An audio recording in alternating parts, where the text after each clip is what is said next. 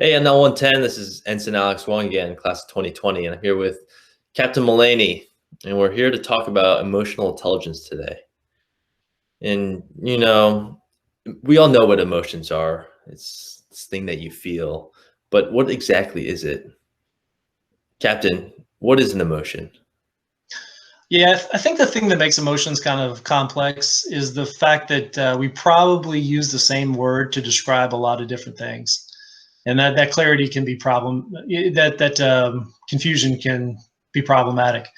So I would suggest that probably in thinking about emotions, it might be helpful to think about first emotions as a physiological thing that happens inside of our body, and then probably secondly as the feeling of the emotion that we have when it happens to our body.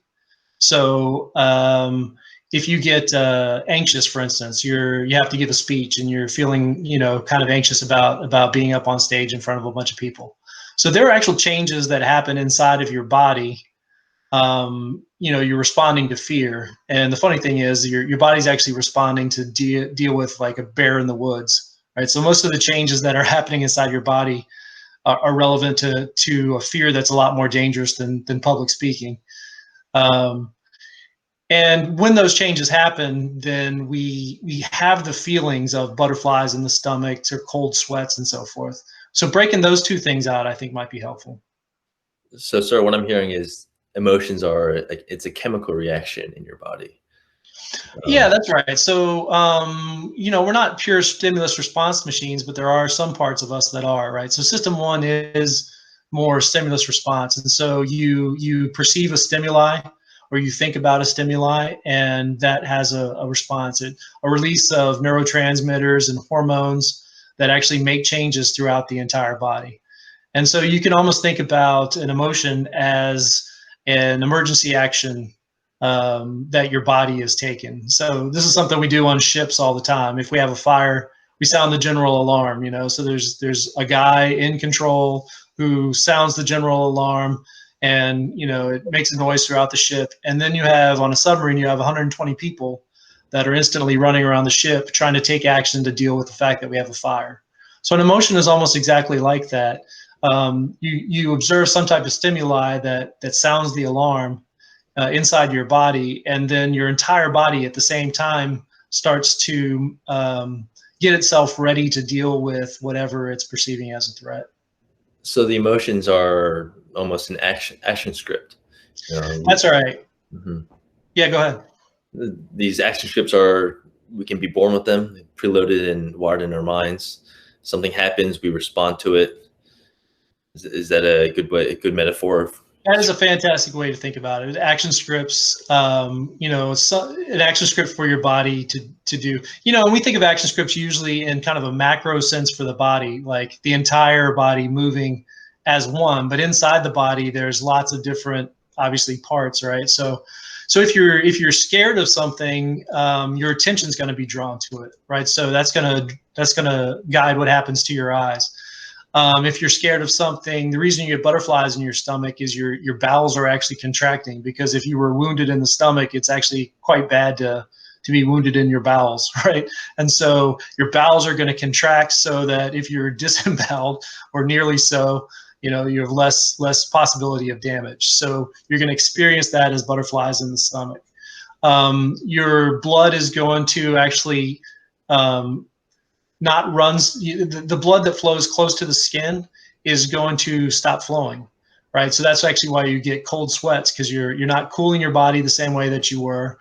But your blood is actually running in deeper channels, so that if you're injured, you're not going to bleed as much. So these are all very logical things for the body to do. So the emotion is what the body is doing, and then we have feelings of emotion. And that's what we actually experience, is the feelings of emotion. And that actually brings up a third way to think about emotions, and that is that something might have happened to you yesterday, and when you think about that thing that happened yesterday, you recall the emotion that you had. It brings up the emotion. And so the really amazing thing that the body does is that when the emotion causes your body to change, and then your body feels the changes. Your mind can essentially take a picture of what the body feels like when it's experiencing that emotion, and it can store what the body feels like in your mind, and it can link it associatively in your memory to the memories of whatever caused the emotion in the first place. And that's kind of amazing. I mean, and recognize that that's kind of a third way that we say that we're talking about emotions, this time being dredged up by memory. And they play a really important part in helping us understand the real meaning of our memories. But that's quite different from the chemical changes that are happening in body and the initial feeling that we have from those chemical changes. So I think it's useful to break out those three. Wow. So emotions can be something happening in the present, but it can also be recalling past memories that flood your body with these same hormones and chemicals. Wow. That's right. Yeah. So once again, you can think about it from an evolutionary sense, right? You can see why it would be useful that if you're walking through the woods and you run into a bear, right, and you're afraid of the bear, then what your mind does is it will associatively link together that path that you were taking through the woods and the bear. And that's actually really quite useful to us as humans, because now as we're walking down that path, we recall the fear that we had when we were walking down that path, and that makes us more wary and more likely to avoid the dangers that might happen on that path. Wow. Well, sir, thank you for explaining what an emotion is. On our next episode, we'll talk about, can you develop your emotional intelligence? Thank you, sir.